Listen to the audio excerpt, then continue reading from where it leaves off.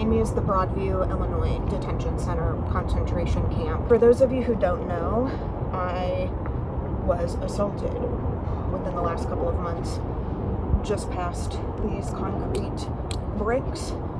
I always bring photos of the assault with me, along with a photo of my grandma in the detention center when she was in World War II, in the Holocaust.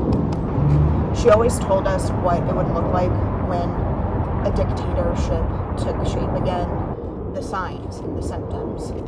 In fact, she even wrote a book to know what had happened to her and understand the ways in which people normalize, ignore, whether it be because they just can't believe it's happening, whether it be due to fear, or whether it be due to ignorance. As I protest this evening outside of the detention center, it is a cold night, and as you can see behind me, this facility, there are boarded windows. There's no warmth in this facility, there's no heat. Individuals being detained in here are being assaulted, killed, tortured. It's ridiculous to me that there's people outside in their cars, that there's police, that there's people in their vehicles inside of warmth, when there's people inside fighting for their lives. So I thought I'd bring some of Grandma's book out here to read, because where else to read it but outside of the concentration camp and the labor camp that she fought so hard to make sure would never exist for her children and her grandchildren's future. We knew the difference mostly because of Uncle Carl, who had lived in Germany already. He read the book Mein Kampf, and I remember the afternoon when he talked to Grandpa. I didn't quite know what he was talking about, but he talked to Grandpa and said, "Please, you need to sit down and listen to me." He told Grandpa, "You gotta do something. Do you know what happens to people who have Jewish ancestry? That's what's going to happen, and we need to protect her."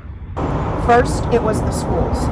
The Nazis came in and filled my grandmother's classroom with Nazis propaganda, and books were burned. The mildest of what would come to be known to occur at my grandma's school. Then Kristallnacht, the night of broken glass, where Jews in Vienna were terrorized. Later on, the sirens would start, and that means they're approaching. Just the fear is tremendous. When you know, here we go again. You don't know if this is the last time that you'll go down to that cellar, and so many things can happen. It's not only that you might get killed outright by a bomb, which probably would be better than all the other things that could happen to you. She had a friend that she worked with. Her friend's name was Paula, and she would meet Paula at the subway station before work. And one day, my grandma was too tired, and she wasn't able to go to work. That day, the subway blew up into pieces because Hitler had bombed the city. And with it, her friend Paula.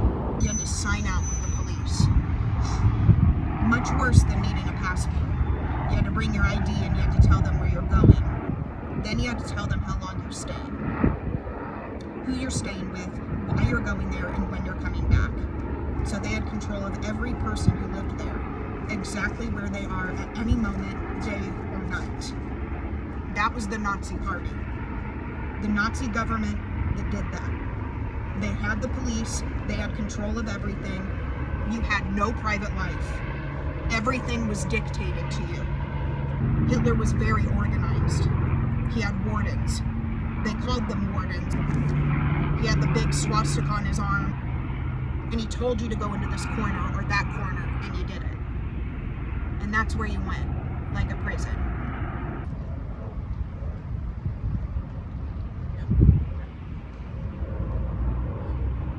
One time a man was brought up from the shelter, and he saw the sky, and he said, "I'm seeing the sky, I'm alive."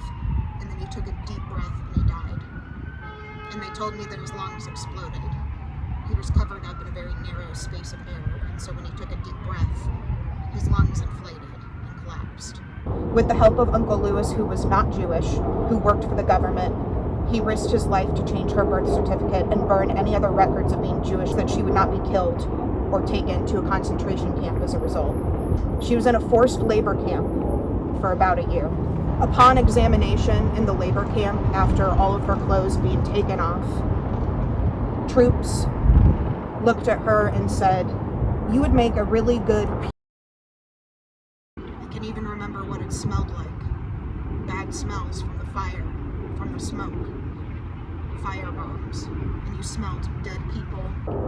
It's mind-boggling to me that I survived, and it makes me afraid for my grandchildren and great-grandchildren that they live in a world where this can happen, and it's still going on.